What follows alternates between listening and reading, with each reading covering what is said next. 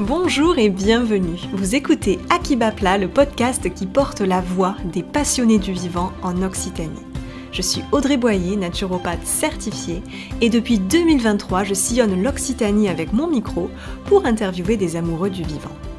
Chaque mardi, je vous partage des conseils concrets et des rencontres inspirantes pour mieux prendre soin de vous et du monde qui nous entoure. Si le podcast vous plaît, pensez à vous abonner et à le partager autour de vous. C'est une petite action pour vous, mais un grand soutien pour moi. Vous êtes prêts ? Alors, place à votre nouvel épisode. Si je vous dis légumes fermentés ou lactofermentation, à quoi pensez-vous ? Peut-être que vous froncez les sourcils parce que vous n'en avez jamais entendu parler, ou vaguement, ou bien que vous hochez la tête avec un petit sourire parce que vous adorez les produits lactofermentés. Et bien que vous soyez dans un cas ou dans l'autre, aujourd'hui on va parler de cette méthode ancestrale, naturelle, pleine de vie et incroyablement bénéfique pour notre microbiote. Pour cet épisode, je me suis rendue à côté de Toulouse pour rencontrer Mathieu Castan, le fondateur de Mangiarview. Et oui, c'est encore de l'occitan et ça veut dire manger vivant. Ensemble, on va parler goût, santé, croyances et peut-être vous donner envie de tester vos propres bocaux à la maison. Embarquez avec nous pour un formidable voyage au pays de la lactofermentation. Bonjour Mathieu. Alors Mangiarview, ça veut dire manger vivant en occitan et c'est le nom que vous avez donné à votre entreprise qui transforme des légumes en légumes lactofermentés. D'où vous est venue cette envie de créer Mangiarview ? L'envie de remettre sur les étals du marché un procédé qui a malheureusement disparu depuis des années. Et quand moi je l'ai redécouvert, ça fait une petite explosion dans ma tête et je me suis dit qu'il fallait ne pas laisser filer ce procédé et qu'il fallait revenir dessus. Et comment vous avez redécouvert justement ce procédé ? Je suis parti il y a quelques années, pendant 2 ans à Melbourne en Australie et j'ai travaillé avec la communauté coréenne et un soir j'ai découvert le kimchi. J'ai vu un bocal de choux fermenté faire des bulles et j'ai cru que le truc était en train d'exploser. Je n'ai compris que le lendemain que c'était une préparation culinaire qui s'appelait le kimchi. J'ai d'abord eu du mal à l'odeur, c'est fort en goût et ça a une forte odeur et c'est un fort goût. J'ai pas trop apprécié, mais à force d'y revenir, je suis plutôt tombé addict du produit. Et est-ce que vous avez pu discuter avec les Coréens à ce moment-là pour qu'ils vous parlent un peu du kimchi ? Oui, le kimchi c'est le produit phare de la Corée et c'est vraiment, ils vouent un amour inconditionnel au kimchi et je crois qu'un Coréen lambda mange à peu près 35 kilos de kimchi par an, donc c'est quand même un peu énorme. Mais c'est vrai que j'ai quand même pas mal eu l'occasion de discuter avec les Coréens que j'ai rencontrés en Australie et il y avait un sacré échange sur toute la philosophie qu'ils ont sur le kimchi, comme nous on peut l'avoir sur le fromage ou sur d'autres produits en fait. Ouais, très intéressant c'était. Et donc là, quand vous êtes rentré en France, c'est là où vous avez lancé votre entreprise de lactofermentation ? Alors, pas de suite, il y a eu quand même 5-6 ans entre les deux étapes. Il y a eu l'étape où je suis parti à Barcelone pendant 2 ans faire une école de cuisine. J'ai bossé ensuite dans du gastro à Barcelone et à la suite de ça, je suis rentré à Toulouse. Et j'ai continué à travailler en restauration jusqu'à ce que je fasse ce qu'on appelle un burn-out de la restauration et que je me dise vas-y monte ton projet. Et que là j'en suis retombé du coup sur qu'est-ce que moi je voulais, quelque chose de bon en goût, quelque chose de bon pour la santé. Et c'est vrai que c'est là que la lactofermentation est réapparue un peu comme une évidence et que je me suis dit il y a quelque chose à faire en fait. Et justement, on va y revenir après sur les bienfaits pour notre santé de la lactofermentation. J'avais peut-être une petite question en plus. Est-ce que quand vous vous êtes formé à la cuisine et que vous avez travaillé dans des restaurants gastronomiques, est-ce que ces aliments lactofermentés étaient intégrés dans la cuisine ? Eh bien, pas du tout. Pas du tout. J'ai vaguement entendu parler de lactofermentation sur une option végétale que j'avais à l'école de Barcelone sur cuisine saine et durable. On a fait des condiments qui étaient bons pour la santé. On a parlé vite fait de lactofermentation, mais on n'est pas rentré dans les détails sans même essayer d'en faire. Il n'y avait pas eu de pratique, c'était vraiment la lactofermentation, c'est bon, point. C'était d'autres techniques qu'on voyait, c'était plus de la cuisine moléculaire à l'époque à Barcelone. Mais c'est vrai que la lactofermentation, je ne sais même pas si eux connaissaient en fait, parce que quand moi j'y ai travaillé, en tout cas le terme fermentation c'était pas rentré. Je sais que maintenant oui ça l'est, mais à l'époque je parle de ça, c'était en 2015 quand même, c'était pas un procédé qui était vraiment vu en restauration, non. Et pourtant, c'est un procédé qui date... C'est un procédé qui date du néolithique, c'est avant notre ère, c'est quand même la première méthode de conservation des aliments par l'être humain. Donc c'est vieux comme le monde, c'est juste qu'en fait on n'a pas forcément le terme lactofermentation qui nous vient directement en tête, parce qu'en plus fermentation a beaucoup de synonymes. On parle de faisantage, on parle d'affinage, de maturation, de macération, il y a différents synonymes, c'est vrai que fermentation n'est pas le plus approprié, ni le plus connu, et c'est un peu celui qui rébute un peu les gens aussi. Ce process de fermentation, putréfaction, ça fait un peu peur. Alors justement, c'est quoi la lactofermentation pour rentrer un peu plus dans le vif du sujet ? Petite définition de lactofermentation, on pourrait dire que c'est une transformation naturelle d'un aliment par ses propres micro-organismes. C'est ni plus ni moins en fait des petites bactéries, des levures et des champignons qui vont aller consommer le glucide des végétaux par exemple et ils vont le transformer en acide lactique. Et c'est à ce moment-là du coup qu'il va toute cette chimie qui se passe et que ça va permettre la conservation des aliments naturellement. Et c'est quoi les grandes étapes pour arriver à un produit lactofermenté ? Les grandes étapes, il va y avoir du coup découpage des légumes, si on parle des produits végétaux. Découpage des légumes, salaison, on va rajouter un pourcentage de sel. Le sel va faire dégorger les aliments. Et ensuite, on va aller enfermer dans un bocal les légumes avec le sel et l'eau qu'ils auront rendue. Et ensuite, il va y avoir une étape de patience. C'est le plus dur du travail, c'est la patience. Il faut attendre à peu près 1 mois que les aliments fermentent avant de les manger. On va dire il y a 3-4 étapes. C'est découpage, salage, mise en bocal et attente. Et on peut enfin déguster. Et au niveau des légumes que vous choisissez, comment vous les choisissez, d'où ils proviennent ? Moi, je travaille avec des agriculteurs qui sont issus de l'agriculture biologique. Donc tous les produits sont bio, naturellement sourcés et locaux. Et ensuite, les types de végétaux, si c'était la question, c'est surtout les légumes racines. Beaucoup de choux, beaucoup de carottes, la betterave, les choux raves. Les légumes d'hiver sont beaucoup plus propices à la fermentation que les légumes d'été. Et alors justement, on en a parlé, on a commencé à évoquer un peu le sujet tout à l'heure au début de l'épisode. Quels sont les bienfaits de la consommation d'aliments lactofermentés pour notre santé ? Parce que c'est vrai qu'on en parle de plus en plus, et donc on le disait au début, heureusement, puisqu'il y a quelques années encore, c'était pas très connu. Mais est-ce qu'on peut revenir peut-être un peu sur tous les bienfaits qu'il y a à mettre des aliments lactofermentés dans son alimentation ?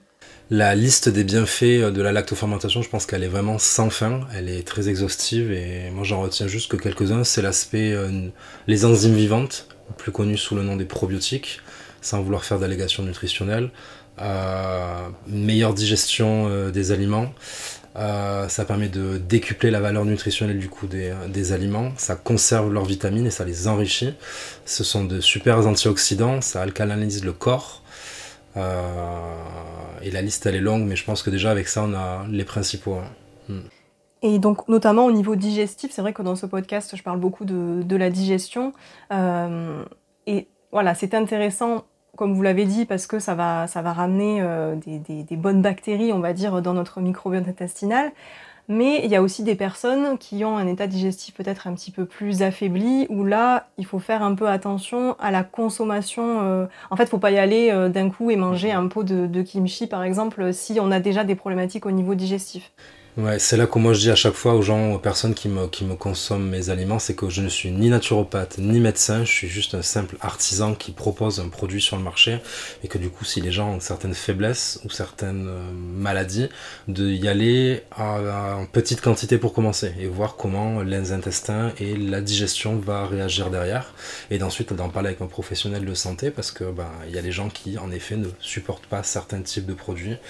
Et ça serait dommage justement que ça leur fasse l'effet inverse que ce que est censé faire la lactofermentation en fait. En fait, chaque terrain est différent, donc il faut vraiment déjà se connaître, savoir comment on réagit à tel et tel ingrédient et savoir comment on va l'assimiler en fait derrière. Et quand vous proposez pour la première fois, peut-être en atelier, de créer ou de montrer aux gens comment faire des produits lactofermentés, qu'est-ce qu'ils vous disent en général ? Est-ce que c'est des choses... ils se disent qu'ils peuvent le refaire chez eux. Est-ce qu'ils aiment les produits ? Quelles sont les premières réactions comme ça, un peu à chaud ? Les premières réactions, c'est souvent « Ah mais c'est si simple que ça ?» Oui, c'est si simple que ça. Il faut découper les légumes, mettre du sel et en fait attendre que ça fermente. Les gens s'attendent à tout un procédé farfelu. En fait, non, les gens, à chaque fois qu'ils viennent dans les ateliers, ils viennent avec une crainte, la crainte de développer des micro-organismes pathogènes et après de ne pas savoir faire. Et en fait, quand ils disent « Mais en fait, c'est vraiment simple », oui, en fait, il n'y a pas grand-chose à... Il faut juste le faire en fait. Après, c'est les associations d'épices, de légumes qui font que la recette sera beaucoup plus intéressante que d'autres. Mais c'est vrai que ce qui revient beaucoup, c'est la simplicité du process et toute la palette de saveurs que ça va amener derrière en fait. Parce que c'est vrai que les saveurs vont être transformées par ce processus d'acidification et tous les goûts vont être changés en fait. Ouais. Donc quelqu'un qui n'a jamais goûté de fermentation et qui vient à un atelier et dit c'est si simple que ça et en plus on peut créer toute cette palette de saveurs, je pense qu'il repart avec waouh, c'est facile et c'est très très bon en fait. Ouais, et puis ça permet aux personnes aussi de se réapproprier un petit peu la cuisine, voilà. Ouais. C'est ça. C'est remettre la main à la pâte comme on dit et se réapproprier l'alimentation, exactement. Et est-ce que vous auriez des conseils justement pour intégrer facilement les produits lactofermentés dans son alimentation, justement pour des personnes qui n'ont pas du tout l'habitude? Je recommande toujours déjà de commencer en petite quantité, 1 à 2 cuillères par repas, l'assimiler avec le reste de son alimentation. Et ensuite, des petites recettes simples, tartinables avec du fromage frais ou du houmous, on rajoute quelques légumes fermentés dessus. On peut très bien s'en servir comme des cornichons, comme des pickles, c'est idéal dans les salades composées par exemple, ça va rajouter du légume, du croquant, de l'acidité. Et après, le plus simple, c'est de continuer à manger comme d'habitude, d'ouvrir le pot de kimchi, de le mettre sur la table et d'aller piocher dedans tout le long du repas. Je crois que c'est le plus facile et le plus simple. Et ensuite, chacun verra, selon ses goûts et sa façon de manger, qu'est-ce qui l'intéressera le mieux en fait. Ouais. Et peut-être profiter de l'été pour faire découvrir aux amis en apéritif. L'apéro, c'est idéal, voilà, parce que comme je dis, en tartinable, c'est bien, ou avec du houmous, du fromage frais. Dans les salades à l'apéro, ça passe tout seul. Ouais. Ouais. Les gens qui connaissent pas, c'est d'avoir la curiosité en fait d'aller goûter. Il y en a beaucoup qui restent butés sur l'idée de c'est fermenté, c'est pas bon. Des gens qui disent non c'est amer, on n'aime pas. Mais en fait c'est pas amer, c'est acide. Donc déjà vous confondez deux saveurs, deux goûts. Et en plus de ça, on parle de umami aujourd'hui sur les produits fermentés quand même. Et c'est vrai que beaucoup de gens, moi je le vois sur le marché quand je leur dis vous voulez pas goûter? Ah non on n'aime pas quand c'est amer. En fait, c'est pas amer, c'est l'acidité, c'est un peu comme le citron. Ah oui, non, mais on n'aime pas quand même. Vous aimez les cornichons? On adore ça. Et moi, à partir du moment où on me répond j'adore les cornichons, mais j'aime pas les produits lactofermentés, là, je me dis qu'en fait, la personne en face de moi n'a absolument rien compris à ce que je faisais. Ouais. Et qu'il y a encore beaucoup de rééducation à faire. Rééduquer les gens, leur faire désapprendre tout ce qu'on nous fait apprendre depuis notre enfance, la conserverie traditionnelle, pasteurisée, ci et ça. Déjà faire désapprendre toute la partie sur on apprivoise les micro-organismes avec la lactofermentation et ensuite rééduquer les palais en fait. Les palais aujourd'hui ils sont tellement standardisés et industrialisés que les gens n'y connaissent rien en goût en fait. Ils confondent la mer, l'acide, à part le salé et le gras, les gens ici, et le sucré quand même. Enfin le salé et le sucré, c'est vrai que la palette amer-acide en Occident, elle n'est pas très très développée en fait. Quoi. Ouais, grande rééducation des palais à faire et de ce que je disais avant, là, de réapprendre aux gens à se réapproprier l'alimentation et se réapproprier les savoirs en fait, de savoir de comment on fait ci et comment on en arrive là et pourquoi en fait. Ouais.